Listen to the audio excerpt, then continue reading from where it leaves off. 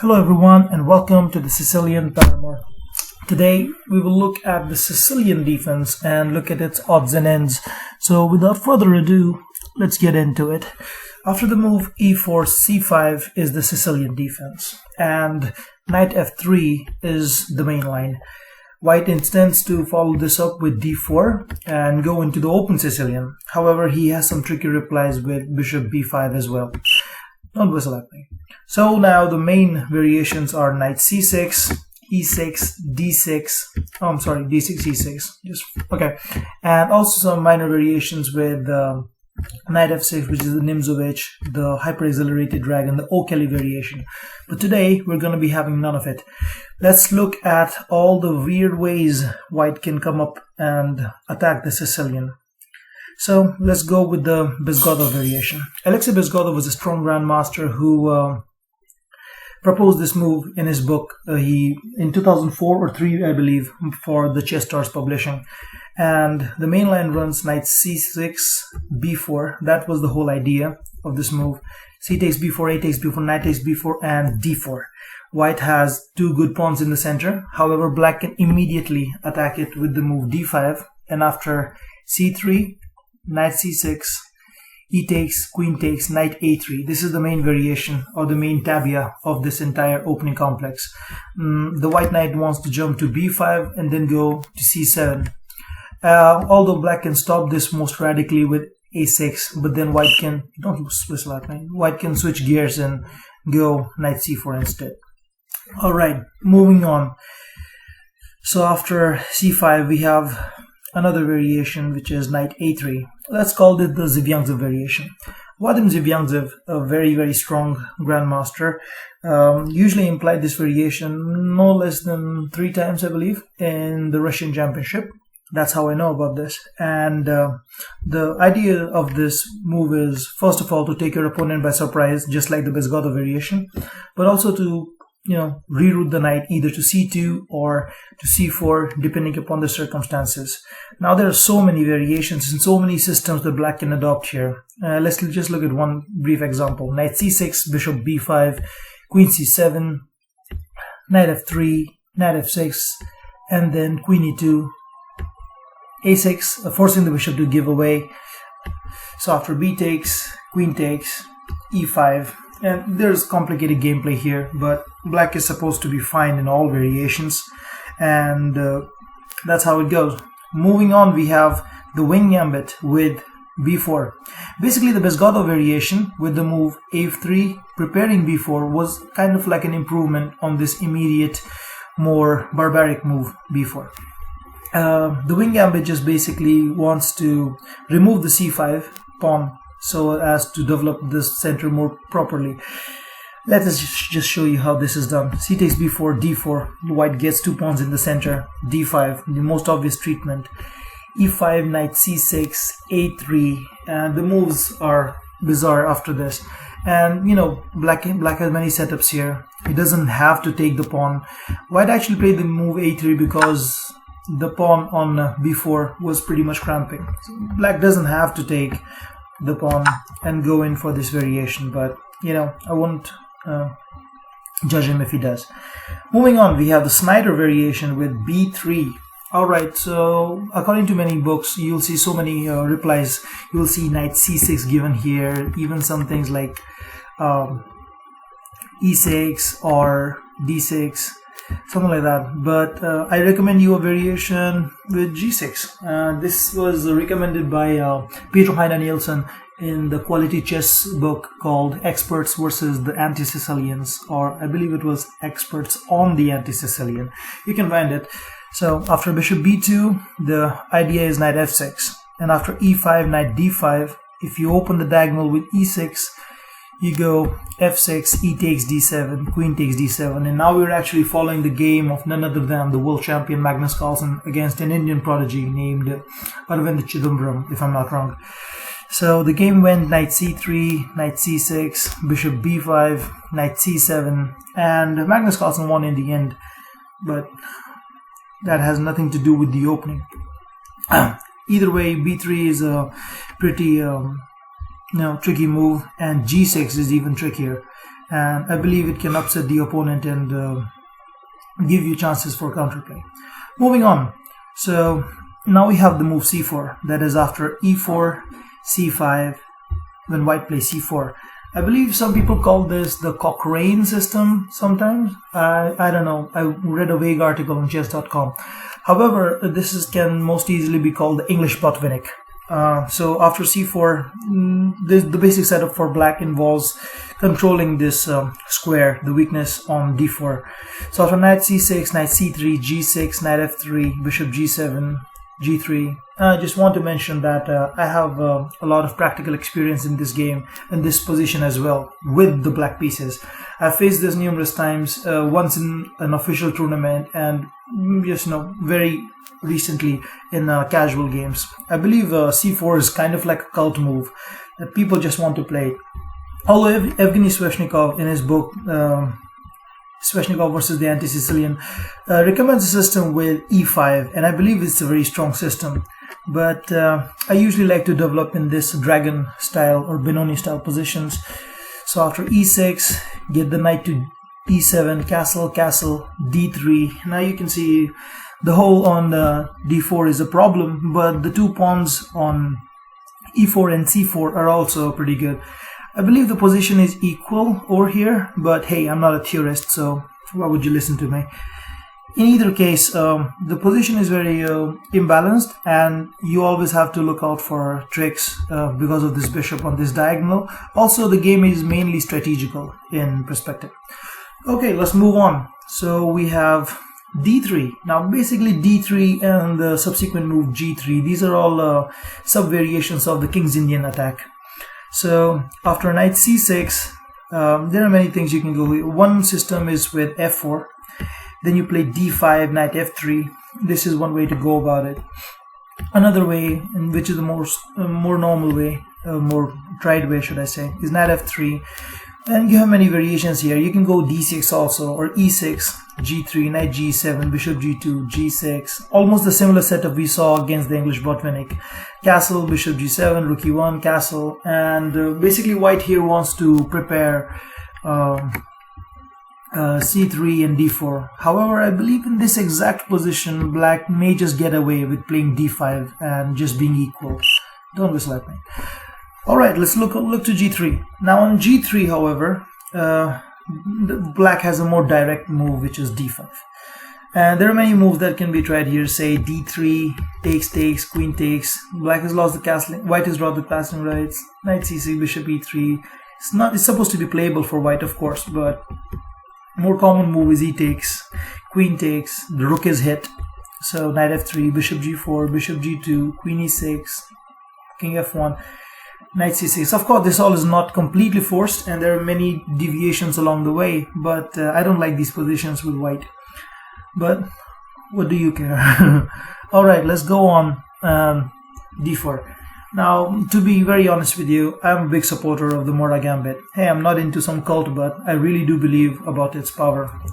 And this shouldn't even be included in odds and ends, and I think it is a very respectful system and deserves a branch of Sicilian to its own. However, let's not get carried away here. C takes d4 is the most obvious reply. Otherwise, hey, why did you play c5 on the first move? So c takes d4, c3, gambiting a pawn. Now the most common reply here in practice is knight f6, which just transposes into the c3 Sicilian with e5, knight d5, c takes d6. We'll get to this later when we're looking at c3 again. Alright, but the most testing way is d takes c3, and after knight takes, black has a lot of systems at his disposal. White, however, has one common system. Just put the knight on f3, go bishop c4, castle, and then queen e2. But don't get me wrong, don't be naive and play the system against everything. The system is usually recommended when black puts his pawn on e6 and d6. That is the Scheveningen system. Don't whistle at me.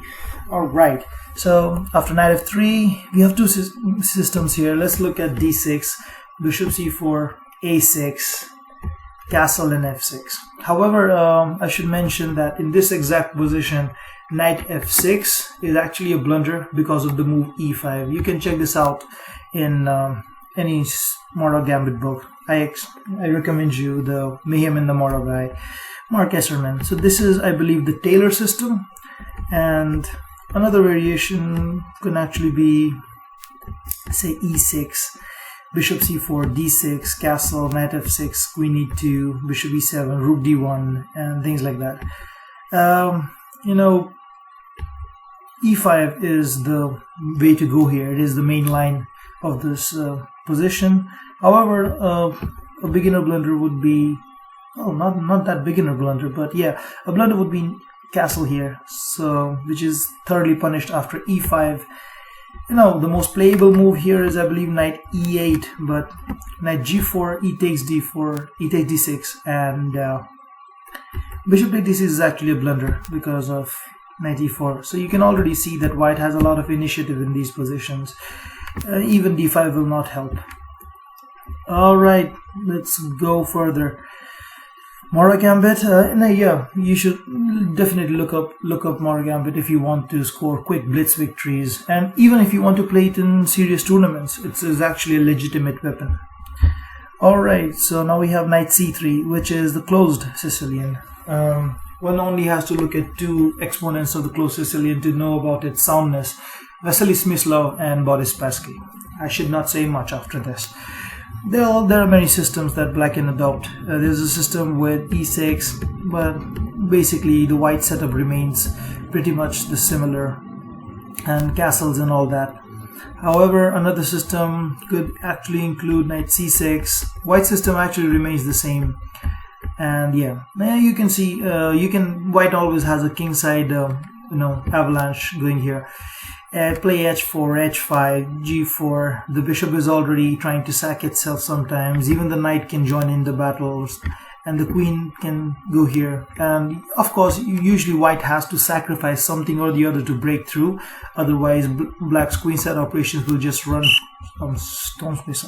Otherwise, black's queenside operations will just run smoothly.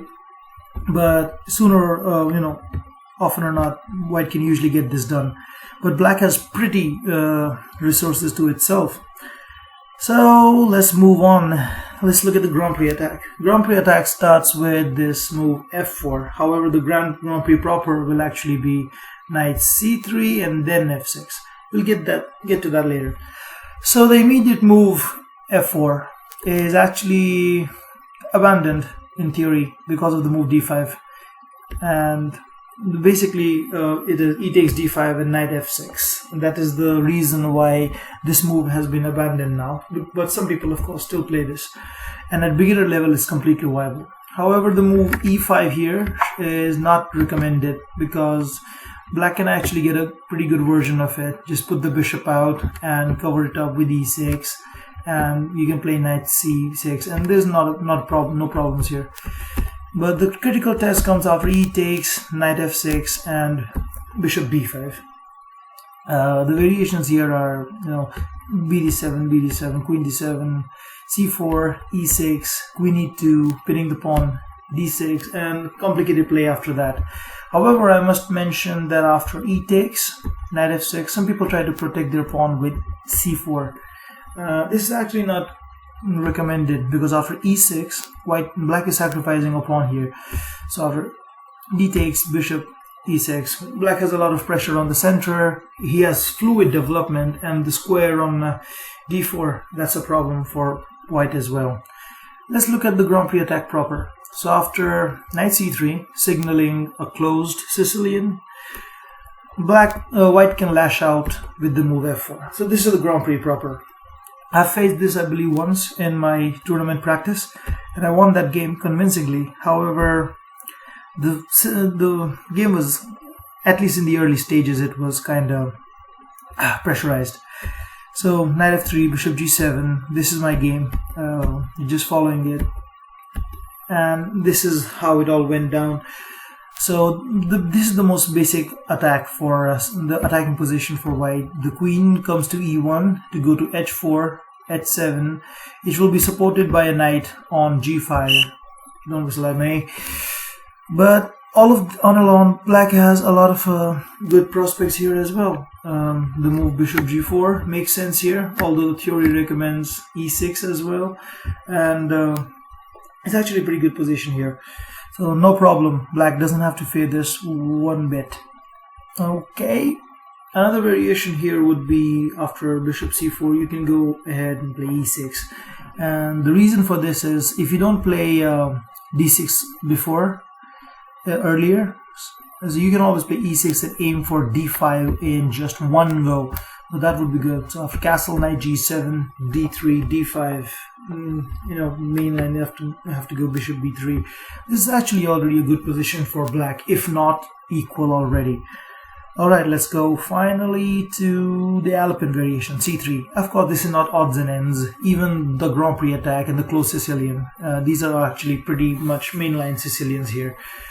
But let's just get them over with, and I'll make a detailed video of them probably later. So after the c3 Sicilian, also known as the Alpine variation, the basic idea is to support the center with the move d4, and after c takes, white will have 2 pawns in the center as opposed to 1 in the mainline variation. Okay, so after c3, there are 2 main variations. You go d5, and then you have a lot of variations here, a lot. So there's no way I can cover any of them at any sensible depth here. This is just one way that things can proceed. Another way to follow up is, one is d5, as I said, and the other one is knight f6. This, I believe, is slightly better to my taste, that is. And after d4, e takes. This is the same variation you got in the Mora as well, but just through a different move order. And this is pretty much it. I mean, there are some other variations that I might have missed. Of course, it's just impossible to cover the Sicilian, even the odds and ends, properly. So this is it, and I hope that this was a quick, in-your-face kind of crash course. And go ahead and play some of the variations. And if you want my recommendations, go ahead, play the Bezgodov. I play this myself, and yeah, play this variation if you want to. And also, highly recommended would be the Mora. And finally, the King's Indian attack with d3. I mean, this system is actually pretty flexible and you can use it many times. And you know, yeah, that's pretty much it. I don't like to play the c3 Sicilian, but hey, sometimes I have to, because people just don't go into the Mora accepted. Okay, then if you like the video, please give it a thumbs up and subscribe if you want to see more. I already have a lot of videos, not that many, but yeah. So you can also see them, and hopefully you enjoy them. Okay, so without further ado, go play chess.